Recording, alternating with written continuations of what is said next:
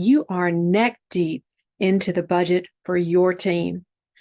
You are hearing things like, we need that forecast for the rest of the year before you start on next year's budget. And based on the projected EBITDA, we need to cut 5% next year, or make sure your CAPEX requests stay within $200K. What is everyone talking about? It's like a foreign language. Welcome back to our IT budgeting series. Today, in our second installment, we are diving deep into the world of financial jargon that often leaves IT leaders scratching their heads.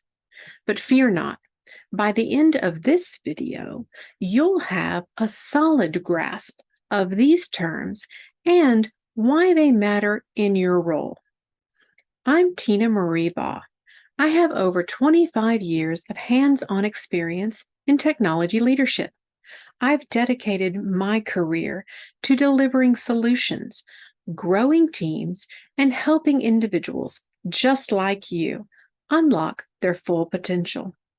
Through this channel, I aim to provide practical insights so seasoned tech experts turned managers can bridge the gap between their technical prowess and leadership excellence. Let's tackle the three most common concepts I find IT leaders struggle with. EBITDA, the difference between a forecast and a budget, and the distinction between OPEX and CAPEX.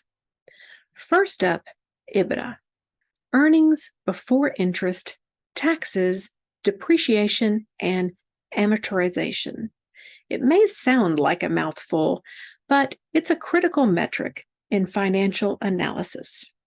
EBITDA represents a company's operating performance by measuring its profitability before accounting for interest, taxes, depreciation, and amortization. Why is this important for IT leaders like you? Here's the deal. EBITDA helps IT leaders gauge operational efficiency. It does this by reflecting your IT department's results based on day-to-day activities, such as managing infrastructure, providing support, and running software applications, excluding financial and tax-related factors. EBITDA also makes it easier to compare the performance of your IT department with industry peers or other divisions within your organization. It's a level playing field for performance evaluation. Now, if your IT team is internal support and does not generate a profit, EBITDA is still something you want to pay attention to. It tells you the organization's overall performance and health. So, where do you find your organization's EBITDA? Monthly financial reports are the best place to start. As you can see in these examples, reports may look like pages filled with numbers, or they may have a great deal of textual information with numbers in between. How I find what I am looking for is simply by opening the report, pressing Control F to launch the find command, and typing EBITDA. This usually gets me where I need to be within the report quickly. If your organization doesn't use the EBITDA financial metric, you can review the profit margin or return on investment trends to understand the company's overall financial health. As an IT leader, what are you looking for when reviewing the EBITDA? Once you find the EBITDA in the monthly financial report, review the numbers for each month. As you can see in this simplified example, as we go across each cell, the numbers overall are trending in a downward pattern. An organization with a declining EBITDA may be calling for cost reductions soon. As a tech leader, when I see this, I prepare how my team can cut costs before I'm asked. This helps me be prepared to answer questions calmly and quickly when needed. Now let's look at another example. This one is trending upward. This indicates the company is in a strong place financially. An organization with a strong EBITDA has more resources available for initiatives such as those often requested by IT. This might be the right time to ask for funding for that special IT project. As a leader, I always have the next project ready to go. No matter your role, it is wise to watch the EBITDA. It's best to be prepared for either cost-cutting requests or be able to take advantage of opportunities when they're available. Now let's untangle the confusion between a forecast and a budget. Two terms often used interchangeably, but with distinctly different purposes. A budget is like a financial blueprint. It's a detailed plan of income and expenses for a specific period, typically a year. Budgets are your financial targets, your aspirations for the year ahead. On the other hand, a forecast is more like a weather prediction. It's an estimate of future financial performance based on current data, trends, and assumptions. Forecasts help you adapt and make informed decisions as the current financial year progresses. Let's take the example of a hosted solution with charges that vary based on use. So here we are, 18 months ahead of the next budget starting. Based on what we know, all the data we have, and the input we've received, we are making an extremely well-informed budget request of $250,000 for the year for this service. The budget is approved. Congratulations! Now, fast forward.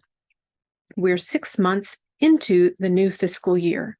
The finance team calls for the forecast for the rest of the current fiscal year.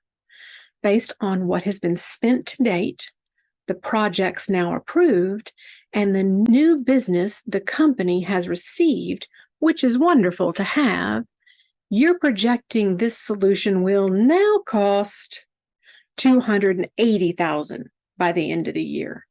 Yikes! It's great the company has new business.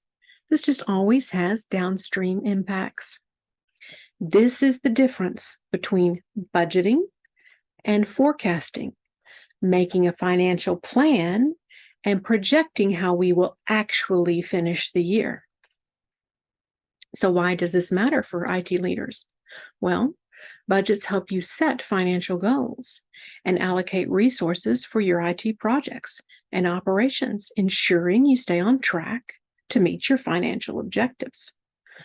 Forecasts, on the other hand, provide real-time insights into whether you're on the right path or need to adjust your strategy.